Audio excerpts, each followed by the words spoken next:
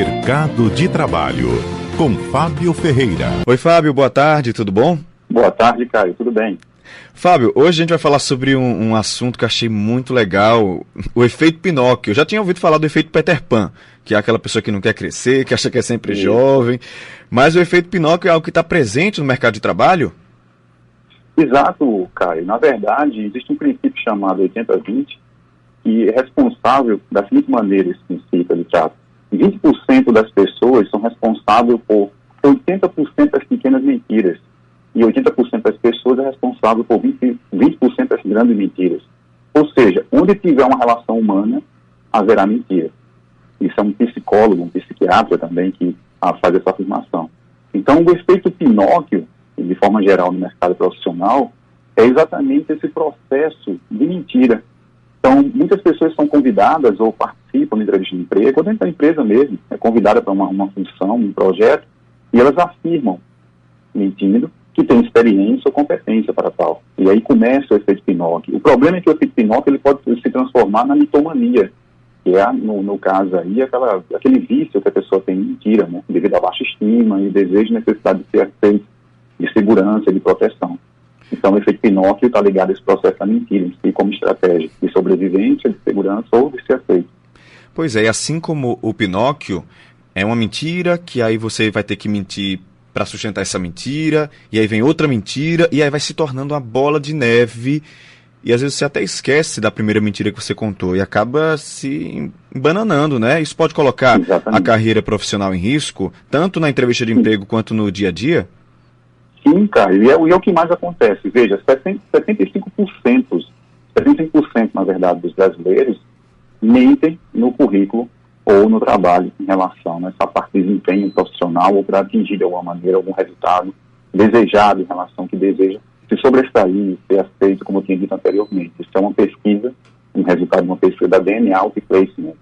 Então, na verdade, a mentira ela fica como uma estratégia de sobrevivência.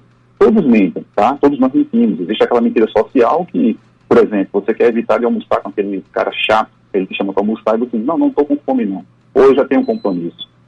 Certo? Essa mentira social, entre aspas, apesar de mentira ser mentira, ela não prejudica ninguém, a não ser a própria pessoa em relação à sua capacidade de inteligência ou de honestidade intelectual. Certo? Mas, de forma geral, não se engane, ninguém deve se enganar. Pequenas mentiras podem causar grandes problemas. E aí entra o processo de colocar a carreira em risco. Pois é, um conhecido meu colocou no currículo inglês avançado. E aí chegou, isso é verdade, essa história. E aí ele chegou na entrevista de emprego e a entrevistadora começou a falar inglês. E ele não conseguia responder. Aí ela falou, mas você não disse que seu inglês era avançado? Ele disse, não, ele é intermediário, alto, mas eu estou um pouco nervoso. Ela na hora sacou que era mentira e ele não ficou com a vaga. Quais são as mentiras, você que trabalha nessa área, as principais mentiras que as pessoas costumam contar ou costumam, né, se empabular durante a entrevista ou até no trabalho e acabam se dando mal? A do inglês é recorrente, né? A do inglês sempre tem, o pessoal sempre coloca inglês intermediário, mas que intermediário é esse, né? E a gente vai ver lá e acaba que num teste como esse, aí na prática, como aconteceu com o teu amigo, a pessoa acaba caindo. Existe também, cara, as mentiras sobre a competência, certo? Que tem competência para fazer, que tem competência para colocar em prática, ou que não tem, que eu chamo de competência estratégica. A pessoa finge que não sabe ou faz mal feito para não ser chamado para fazer. Existe também, cara, no ambiente do trabalho, a mentira da concordância com o líder. A pessoa finge concordar com o líder, mente que concorda, ou que discorda. Isso também é ruim. Ou sobre pequenas doenças, né? Hoje em dia a gente sabe que está acontecendo muito aí, pessoas estão falsificando de modo específico os atestados da Covid para ficar de 7, 14, até 20 dias em casa. Então, essas mentiras podem gerar grandes problemas. Inclusive, a mentira pode gerar justa causa. O artigo 482 da CLT, ela coloca dessa maneira desliga e a própria improbidade, né, em relação à empresa poder, de alguma maneira, entrar com justa causa, devido a essas mentiras. E quais dicas, Fábio, você poderia dar, né, pode sugerir como esse antídoto para o efeito Pinóquio? Aquela pessoa já está acostumada, já está na empresa há 15 anos, e não, sustentado por mentira, ou está começando agora, vai para uma entrevista de emprego, quer se destacar.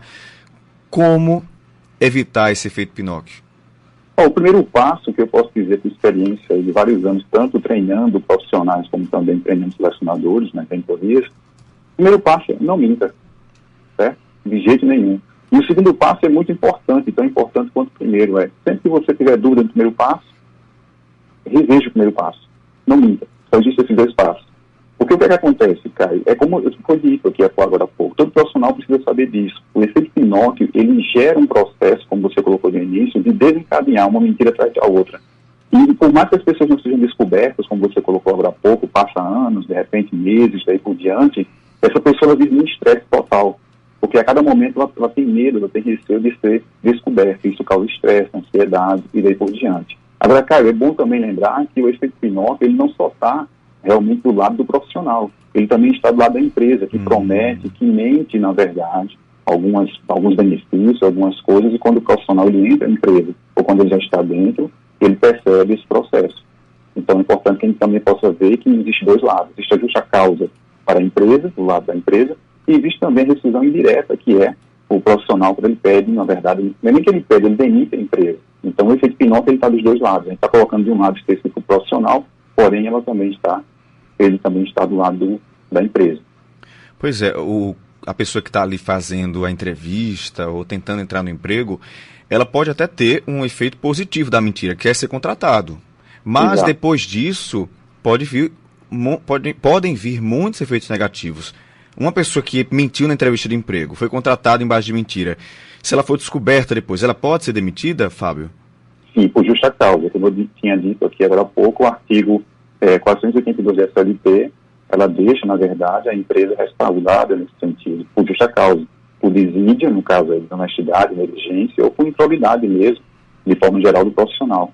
E aí, como eu disse, do ponto de vista da empresa, pode dar justa causa. Do ponto de vista do profissional, ele pode pedir rescisão indireta, que é o direito dele de demitir a empresa, de demitir aí, de uma forma específica, o chefe dele, o líder dele.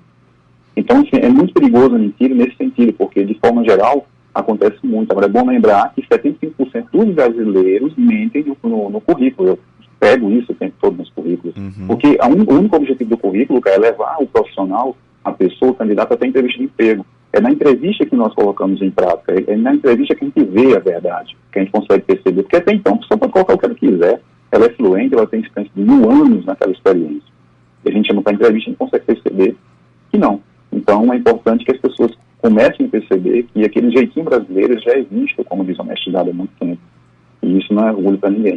Então, se você errou, você comunica. Se você não vai entregar no prazo, renegocie o prazo. Isso, na verdade, é muito apreciado hoje em dia. Isso sempre foi, mas hoje em dia é muito mais, porque o comportamento é muito importante. E isso é comportamento especificamente. Pois é, a honestidade do trabalhador é um dos requisitos principais, tá? Para os recrutadores, é isso que eles procuram e a pessoa já sabe, quem mente uma vez, mente 2, mente mais, e aí essa pessoa muito provavelmente não vai ser recrutada. Tem até a participação aqui de um ouvinte dizendo que tem asma, mas há 35 anos ele estava com ressaca, bebeu demais e ligou para o chefe dizendo que estava com uma crise de falta de ar. E o chefe conhecia ele, sabia na hora que não estava falando a verdade. Aqui o ouvinte partilhando com a gente, o Paulo. São histórias assim que a gente acha que não são, né, são raras, mas acontecem com muita frequência. Fábio, muito obrigado, tá, pela sua participação. Um abração, até a próxima semana. Valeu, Caio. Até a próxima semana.